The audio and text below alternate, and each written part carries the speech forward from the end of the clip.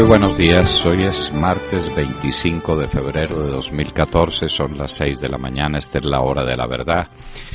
Y estos temas y asuntos que trataremos en la grata compañía de ustedes durante las próximas horas.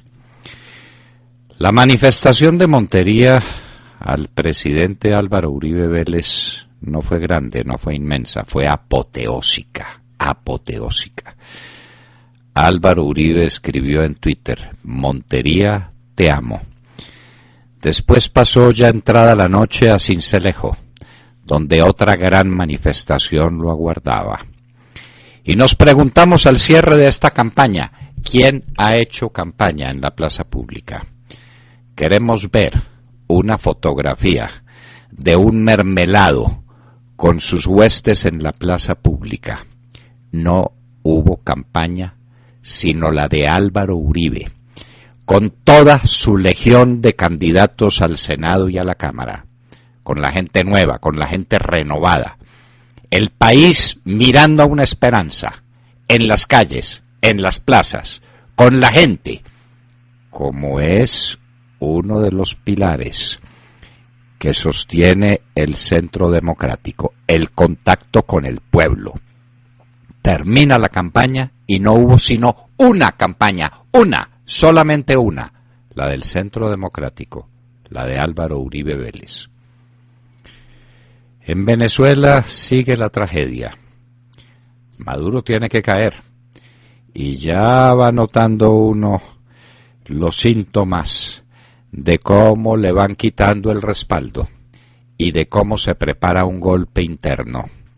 Diosdado no le aparece en las manifestaciones. Un gobernador que era hombre suyo de confianza se le fue y se le fue definitivamente. Ya se acabó el entusiasmo de los de camiseta roja. Ya no encuentran mercado. Ya no hay las tales visitas de las misiones a los corazones de los barrios pobres. No hay con qué. Se acabó todo. Maduro no tiene más remedio que declarar una semana de asueto, a ver si en esa semana logra respirar y no lo tumban. Capriles no se reúne con Maduro. Lo que está pasando en Venezuela, ojo, porque o mucho nos equivocamos o este es ya el principio del fin. En el Cauca capturaron, supuestamente, dice la prensa, a los que cometieron el atentado en contra nuestra y asesinaron a Rosenberg y a Ricardo. Corregimos, capturaron a los que iban a cometer el próximo atentado. Sabíamos que los estaban entrenando en el Cauca.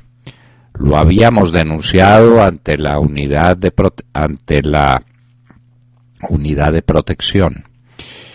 Se sabía, los estaban preparando en el Cauca. Cayeron con un fusil especial para golpear a distancia. Están preparando otro atentado. ¿Por qué les estorbamos tanto? Porque la verdad los ofusca. Y a propósito, los autores intelectuales de todo esto no son los del Cauca, ni los del Caquetá con los del Cauca con los que los del Cauca se iban a reunir. Los autores del atentado están en La Habana, están sentados allá con el señor Jaramillo y con Humberto de la Calle, son sus contertulios, esos son los que están dando la orden de asesinarnos. Pero por primera vez en la historia de estos diálogos, Humberto de la Calle se pone serio y regaña a las FARC en público, por el micrófono, lo que nunca había sucedido. Hay que saber leer entre líneas, queridos oyentes. Esto es el síntoma de que algo muy grave está pasando y de que el ejército colombiano se cansó de ser el trompo de poner y de que hay más de uno que sigue al general Barrero cuando dijo el 3 de febrero que el ejército no se iba a dejar negociar en La Habana. Y lo están negociando. El negocio consiste en acabar nuestro ejército y en suplirlo por las FARC. Eso es lo que quiere Juan Manuel Santos. Esa es su propuesta. ¿Y por qué sale ahora de la calle a decir que las FARC no pueden ser los jueces del ejército? ¿Por qué por primera vez alza la voz? ¿Por qué habla por primera vez? Porque hay pasos de animal grande. Vargas Lleras parece que va a ser no solo vicepresidente, sino ministro de Transporte y ministro de Vivienda, como lo hizo también con las viviendas gratis, donde demostró un talento ejecutor sorprendente. Con la plata en la mano, con la chequera abierta, iba a construir 100.000 viviendas para regalarlas y no pudo construir 10.000. En 2 años. Ese es el ejecutor. No ha ejecutado nada en la vida. Nada. ¿Cuál es la formación? ¿Cuál es el talento de ejecutor de Vargas Lleras? Ese va a ser el ejecutor en el gobierno de Santos. El gobierno que termina no ejecutó nada. Y el próximo va a ejecutar menos. Cuando su jefe de ejecutivo va a ser una persona a la que le gustan mucho los cócteles, a la que le gusta mucho el regaño, a la que le gusta mucho hablar, le gustan mucho ciertos negocitos como los de Saludco, por ejemplo, pero no ha ejecutado nada en la vida. Y a propósito, protestamos por la crueldad, por la cobardía, por la manera canalla como están atacando al vicepresidente Angelino Garzón. La trinca Santos Vargas Lleras se viene ahora iracunda contra Garzón.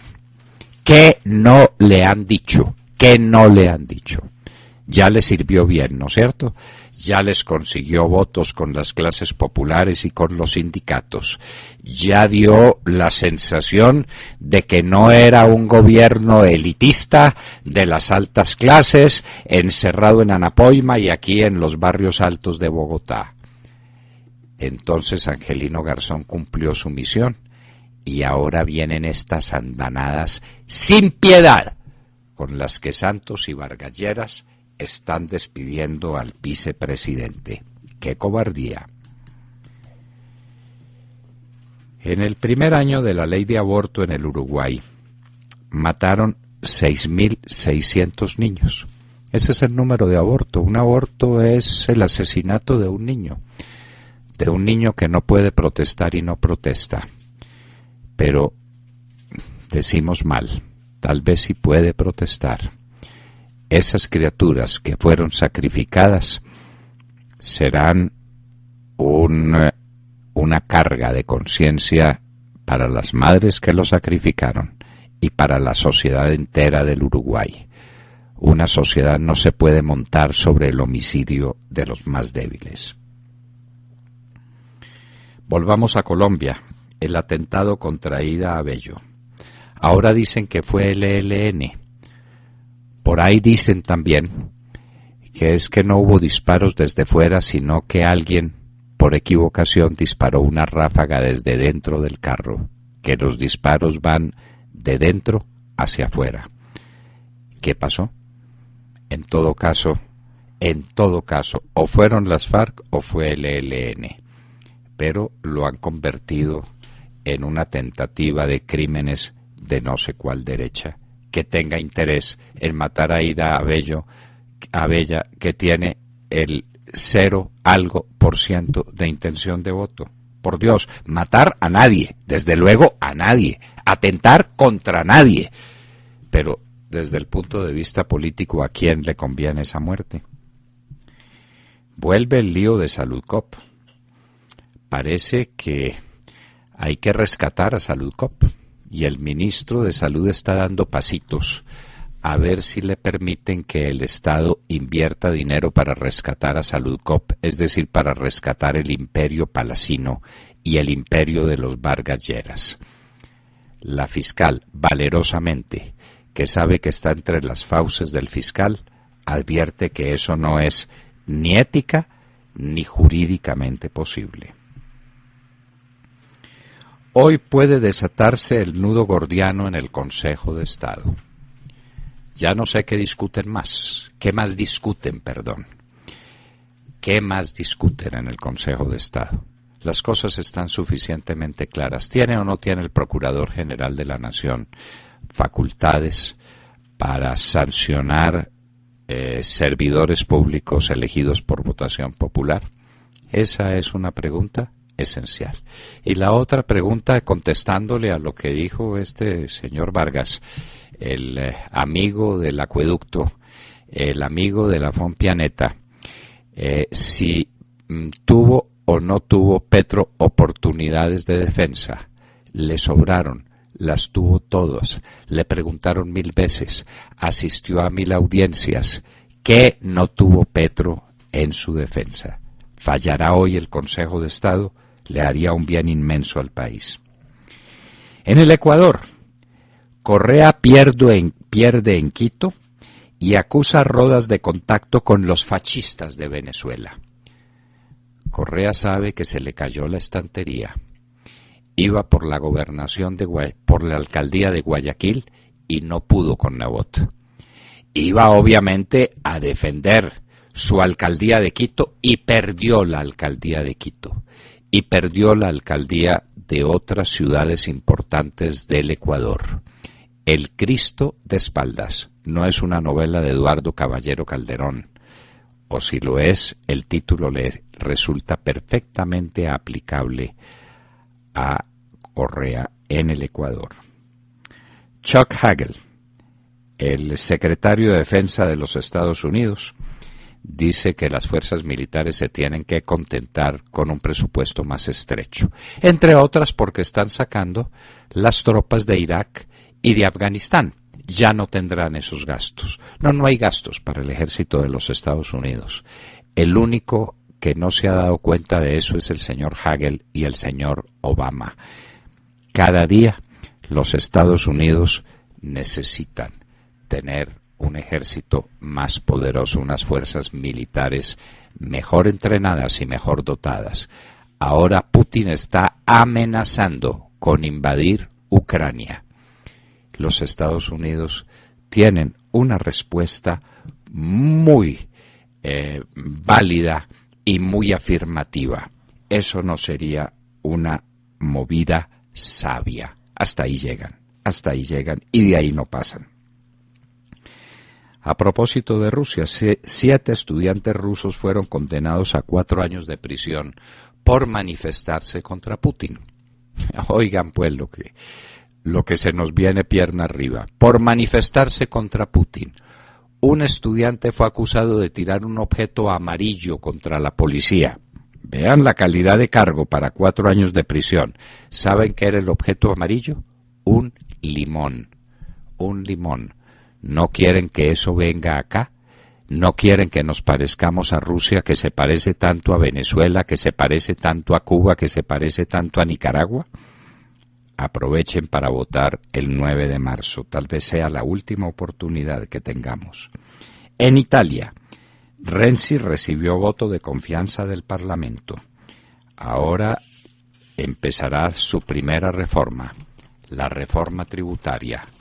Menos impuestos, pero menos impuestos supone menos gasto público. ¿Por dónde empezará el recorte Renzi en una nación prácticamente inmanejable?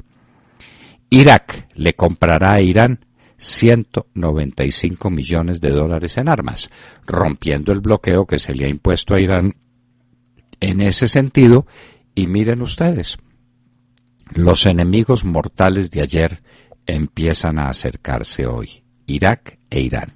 Y en Hoy en la Historia, contando con la colaboración inapreciable de Eduardo Mackenzie, hablaremos de un personaje clave en la época staliniana y en el momento de la salida de la época staliniana, Lavrenti Beria, el hombre de la policía secreta, el hombre que fue vicepresidente. A los vicepresidentes, con frecuencia, él era vicepresidente del Ejecutivo, que era el Consejo de Ministros, le hicieron un juicio secreto y nunca se volvió a saber de él, nada distinto de que fue muerto. ¿Qué pasó con Beria? ¿Quién era Beria? ¿Por qué mataron a Beria?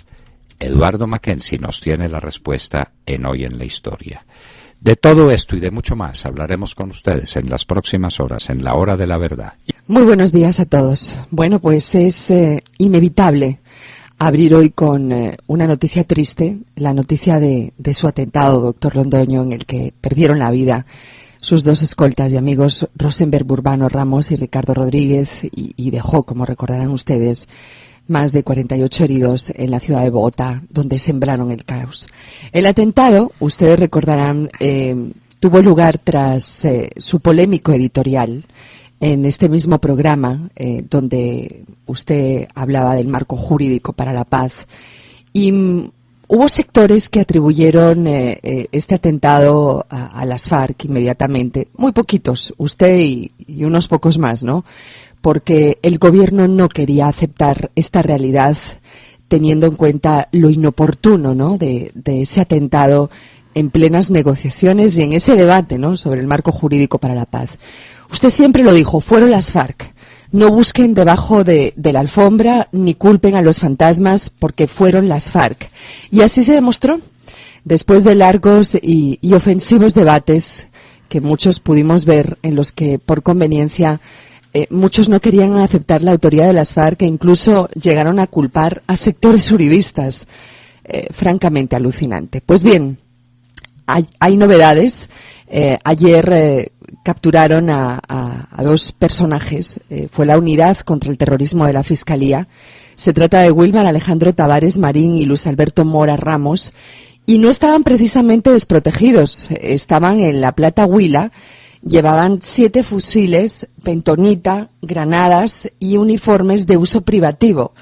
Los angelitos son guerrilleros integrantes del Sexto Frente de las FARC y están investigados como coautores del atentado contra usted, doctor Londoño. La pregunta es, pues, ¿qué hacían con todo ese armamento en su poder? No creo que estuvieran jugando, ¿no? ¿Planeaban quizás un nuevo atentado? ¿Y quién es el cerebro detrás de todo esto? ¿Quién ordenó el atentado en cuestión? ¿Por qué no investigan, como usted dice, doctor Londoño, en La Habana, en la mesa de negociación, y así acabamos esto de una vez?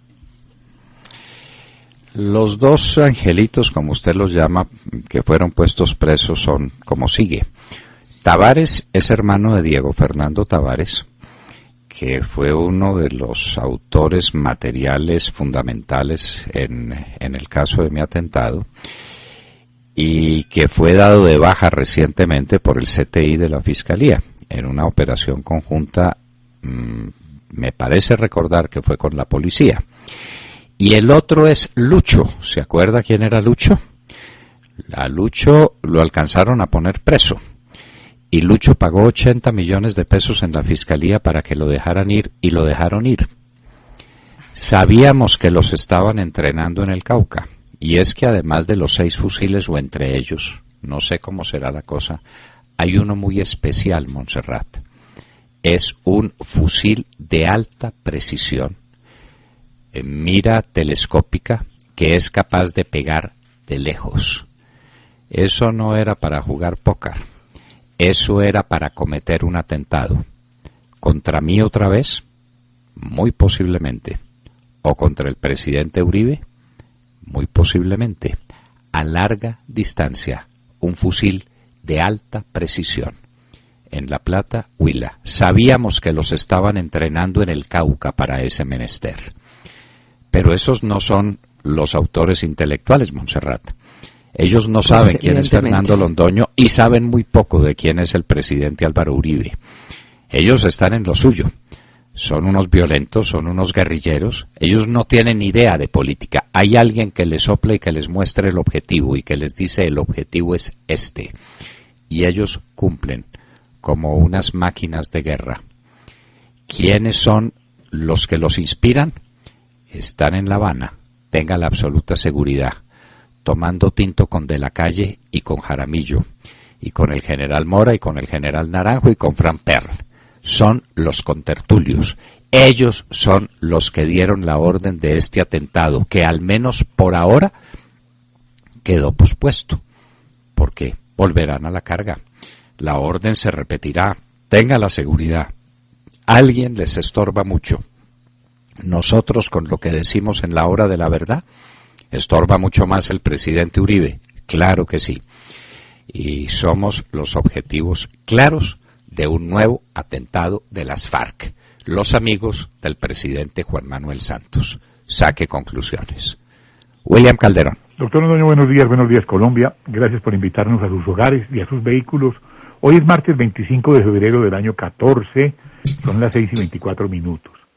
Cuando Víctor Hernán Barco López llegó al puerto caldense de La Dorada, con la bandera de las casas sin cuota final, montó desde allí una fortaleza inexpugnable que le convirtió en estadista en Bogotá y cacique en Dorada, para esclavizar electoralmente al mejor lugar de Colombia, ubicado estratégicamente en todo el centro del país, convirtiéndose en el gurú político del Partido Liberal Colombiano, que lo llevó hasta despreciar la vicepresidencia que en su momento le ofreció el presidente Virgilio Barco, o la designatura que le ofreció el presidente Virgilio Barco por considerar que no tenía ropa para el oficio.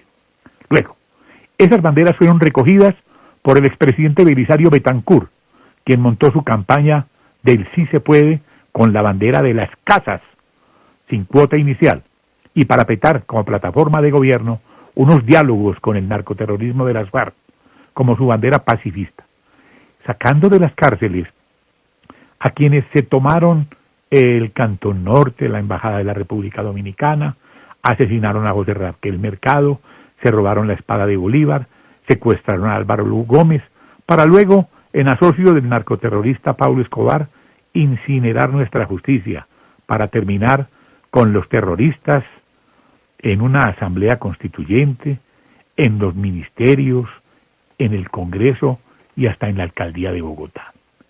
Nos quieren repetir la historia, doctor Londoño, pero con las FARC, impulsando al leal Juan Manuel Santos, pero con Germán Vargas, quien, como hace 70 años, como lo recordó en su momento Montserrat Fernández, para ello se propusieron primero el mismo cuento de las viviendas, pero al gratín. Primero el Partido Rojo ofreció 1 millón de casas, luego 500.000 y terminaron en 100.000. Ahora escasamente están en 11. La comedia se inició en Cartagena de Indias, cuando la recién designada ministra de Vivienda, Beatriz Uribe Botero, fue descabezada 3 días después de designada en el restaurante La Tinaja en Cartagena, y los testigos estamos vivos. Cuando en medio de los pisco labis, el presidente Santos, en otro acto de deslealtad suprema, le ofreció el Ministerio de Vivienda a Germán Vargas sin haberse posesionado la doctora Uribe, como aquí lo denunciamos en su momento. Llega Vargas al ministerio, arranca la fiesta electoral por la vivienda.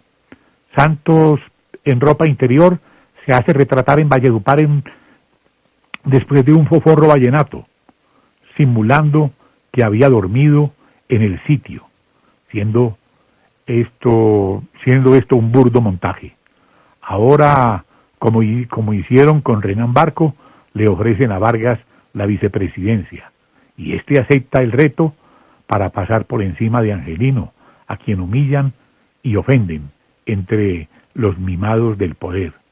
Un provinciano que les aproximó la clase obrera, ahora con el ilustre Vargas se pretende hacer lo que no se hizo en 4 años.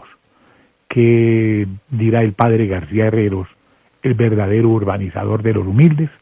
En eso estamos, doctor Londoño. 100.000 casas regaladas. Era un plan loco. Iban a quedar más ofendidos que agraciados. Pero ni siquiera de eso fueron capaces. El ejecutivo Germán Vargas, hágame el favor, ¿sí? Hizo unos malos estudios de derecho. No ha ejecutado nada en la vida. Y lo pusieron a ejecutar el plan de 100.000 casas y no fue capaz. No han entregado 11.000. Ese fue el resultado de todo ese paseo, con la chequera abierta, con el dinero disponible. No fueron capaces de construir infelices 100.000 casas para regalar con la plata disponible. Y ese va a ser el ejecutor del régimen, no diga más. Y tenemos que hablar a fondo al oído, sí, señor, sobre las crueldades que están cometiendo con Angelino Garzón. Sí, no, porque es que esto no tiene, por eso, no tiene precio. Es el último de los traicionados. Claro. No hay derecho a que traten así a un hombre que ha servido y que ha servido bien a una causa tan discutible como la causa santista. Pero ahora lo tratan como a un perro, porque se ha expresado, porque ha dicho cosas, porque ha levantado su voz, cuando ese era el oficio para el que lo tenían. Como hicieron con Beatriz Uribe, a quien designaron y luego dijeron, ella va a estar ahí unos días mientras tanto, porque usted, doctor Germán Vargas, va a ser ministro de Vivienda. Bueno, pero lo de Angelino Garzón merece un capítulo aparte que se lo dedicaremos oportunamente. Jessica López. Hola, buenos días para todos. 6:30 en la mañana. Les cuento que, como usted lo dijo al inicio del programa, Venezuela sigue con su tragedia, mientras Nicolás Maduro ayer en la tarde aseguró que la Guardia Nacional ha actuado apegada a la ley durante las protestas realizadas en los últimos días por sectores de la oposición y por estudiantes universitarios. Algunos medios venezolanos hoy, como el diario El Universal, confirman que lo dicho por este señor, por Nicolás Maduro, no es cierto.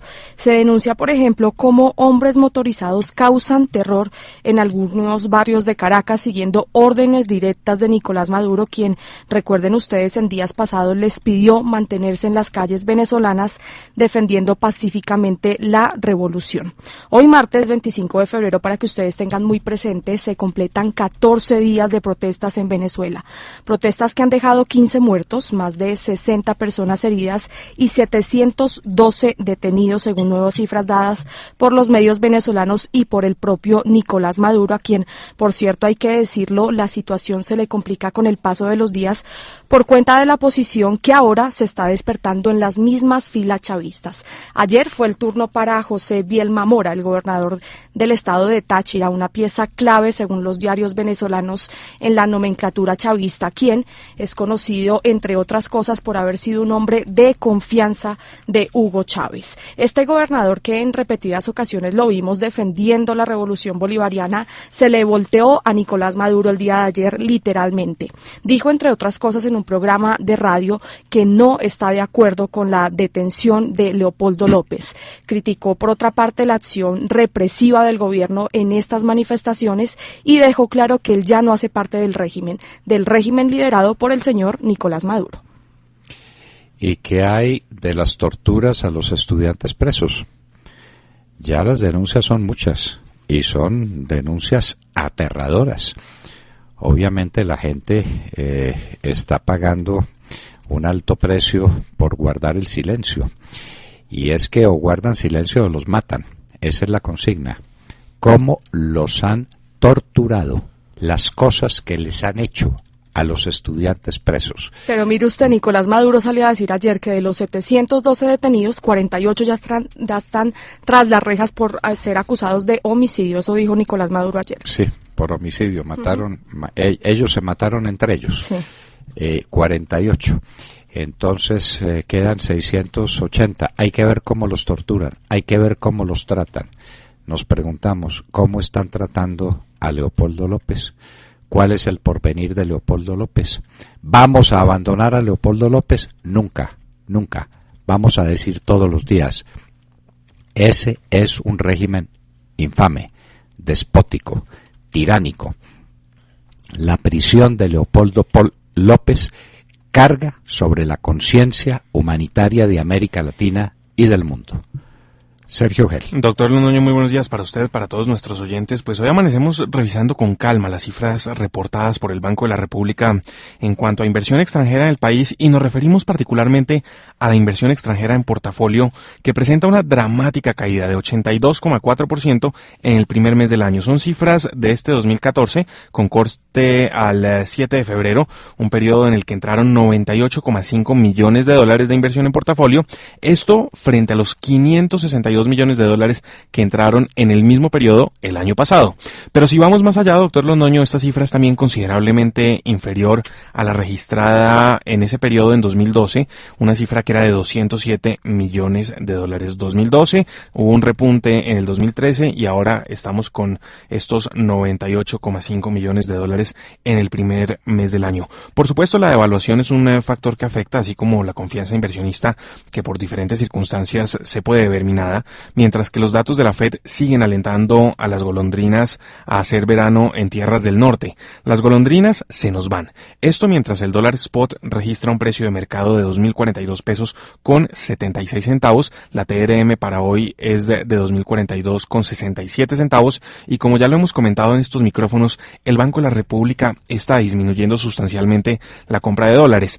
En enero solo compró 200 millones de dólares, mientras que en el primer mes de 2013 la cifra de dólares adquiridos por el emisor alcanzaba los 569 millones. Por supuesto, doctor Londoño, son datos que se repiten en la región. Este es un tema que está golpeando fuertemente a los emergentes. No parece que vaya a cambiar sustancialmente la situación en los próximos meses, menos aún cuando ya sabemos que la señora Yellen seguirá con las políticas trazadas por Ben Bernanke en la Fed, y lo que sí hay que dejar en claro es que esto, sin lugar a dudas, le está descuadrando las cifras al gobierno colombiano, sus proyecciones y, por supuesto, con el dólar al alza, aumenta también el costo fiscal de la deuda pública. Noticias de las golondrinas, con las que también estamos saludando esta mañana de martes, doctor Londoño. Sí, las golondrinas se fueron porque las golondrinas se van cuando hace frío. Esa es la historia de las golondrinas. Y vaya frío entonces, el que está haciendo. El Banco de la República inmediatamente compensa. De manera que se fueron las golondrinas de la venta de dólares, yo me voy de la compra de dólares. Y entonces dejo la cosa cuadrada. El Banco de la República haciéndole el oficio al gobierno nacional para impedir la disparada del dólar, es decir, para impedir que el dólar se ponga a un precio en que la economía colombiana sea competitiva, para impedir que los cafeteros coman completo. A los cafeteros le restringen por esa vía el precio del café, es decir, impidiendo que el dólar llegue a una tasa razonable. Es que recordemos que estuvo a 3.000 pesos hace más de 10 años. Y ahora pues estamos alarmados porque llega a 2.050 pesos, 1.000 pesos por debajo. Eso es lo que le roban a los campesinos cafeteros, eso es lo que le roban a los bananeros, eso es lo que le roban a los floricultores, eso es lo que le roban a los exportadores colombianos.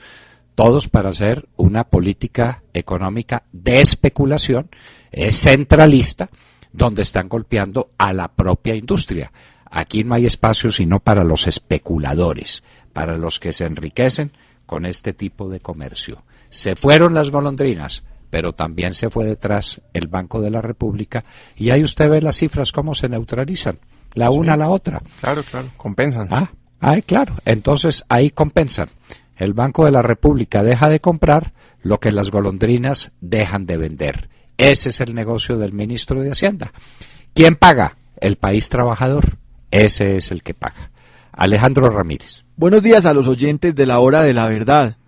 Hoy los saludamos con la noticia del enérgico regaño dirigido por el jefe del equipo negociador del gobierno de Juan Manuel Santos, Humberto de la Calle Lombana, para los negociadores de las FARC en La Habana.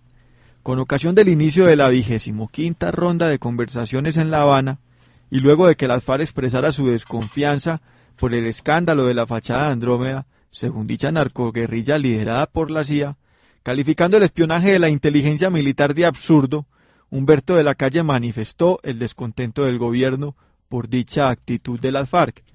En tono airado, de la Calle manifestó: estamos en La Habana trabajando y discutiendo con las FARC en la mesa de conversaciones para lograr un acuerdo que permita ponerle fin al conflicto. Para eso y para nada más estamos aquí. Sobre todo no estamos aquí para comentar el acontecer diario de Colombia. Por eso no aceptamos desde este espacio que las FARC, como lo han hecho el día de hoy, se presenten como si fueran los jueces de las instituciones de Colombia y en especial de nuestras fuerzas militares. De manera efusiva y más enfático continuó: las inaceptables señalamientos de las FARC con su dedo acusador en nada contribuyen a los esfuerzos de paz, por el contrario, nos alejan de este propósito. De la Calle aprovechó la oportunidad para hacer un reconocimiento a las fuerzas militares, asegurando el compromiso de las mismas al camino de diálogo en busca del fin del conflicto.